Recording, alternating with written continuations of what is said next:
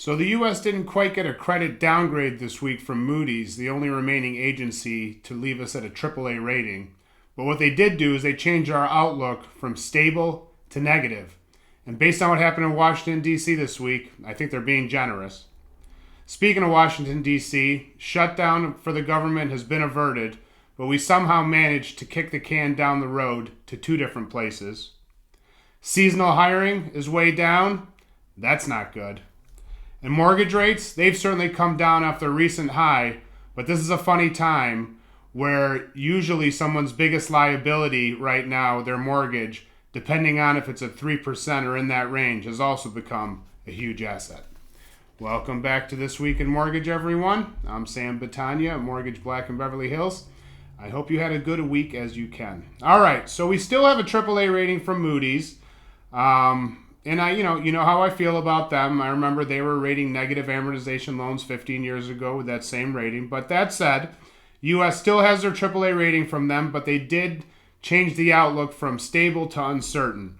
And I think that's because Congress and Senate this week turned into to quote Ben Stiller in Meet the Fockers, they didn't have to turn it into a blood sport. And there was actually physical altercations at one point. There was threats of physical violence at another point. Not good. And Moody's did not take their time to downgrade us from stable to uncertain. And on this realm, I actually agree with them. Number one, very unprofessional. I don't know whose workplace or school would allow for any of this to go on, but that's what's happening.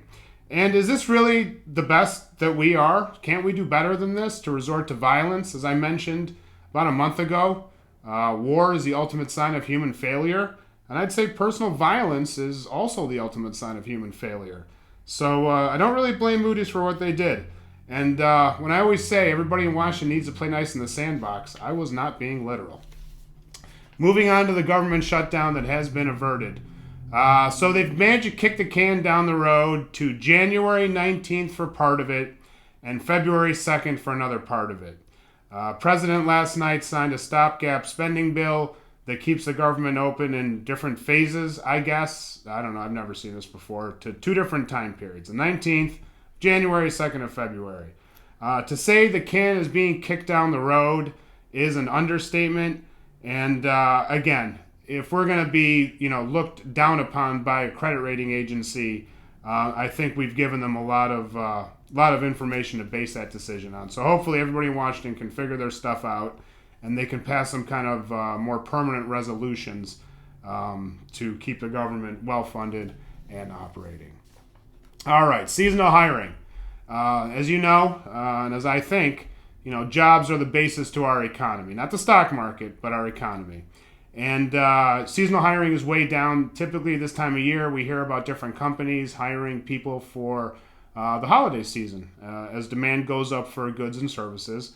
And seasonal hiring is way down. Now, this weakness, I think, has been reflected in the jobs reports and the revisions to some of the jobs reports and will be reflected moving forward in future jobs reports. The next one we're going to get is going to be in December for the month of November, and so on and so forth. So we will see how jobs look.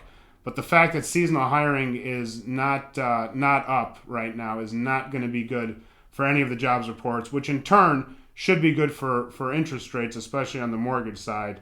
But our economy does need the consumer and to participate in the involuntary inflation of food and gas that we all have to deal with. And consumer confidence has to be there. And if people aren't working with some of these gig jobs, so to speak, consumer confidence and spending is not going to be there. But I do have one question. I don't know the answer to it. It's a legitimate question. Is AI part of the reason seasonal hiring is down? Is this the first time we're going to see AI creep into our workforce on a measured basis? I don't know. We, of course, as always, we will see. And mortgage rates, last but certainly not least, they're down off the highs. Still not that pretty, but not as ugly as they were. And affordability has gotten better. Still not great, but it's gotten better. Mentally, I think, is the biggest play here. It might get some people off the sidelines as we're embarking upon the high sixes, maybe on some scenarios for mortgages. But mentally, I think this is going to, help the housing market and help the consumer out, and that should be, good in general for housing. And I did read an interesting article this week where a liability, meaning a 3% mortgage, which is somebody's probably their biggest liability they have, has also become one of their biggest, if not their biggest asset. And it's an interesting theory, and I believe it to be more than a theory. I think it's true. So if you're paying out money on your home, on your shelter, which is your biggest expense, but the cost of that is half or less than half of what the going rate is right now, then in a very weird time, as we all know these are weird times, your biggest liability in some cases, excuse me, has also become your biggest asset. Okay, everybody. That is my show for this week. I hope you enjoyed it. As always, thank you for your time. As we all know, unfortunately, right now, tough world we live in. I would love it for these wars to end. That would be terrific. I'd feel better as a human being about everything that's going on. As I always say, be a nice person, be a good person, be a good neighbor. All the stuff we were taught when we were kids, now more than ever. Enjoy your weekend. Thanksgiving is coming up next week. Spend some time with your loved ones, people you care about, and, take care of each other, take care of your neighbor. Okay, everybody, as always, thank you for your time.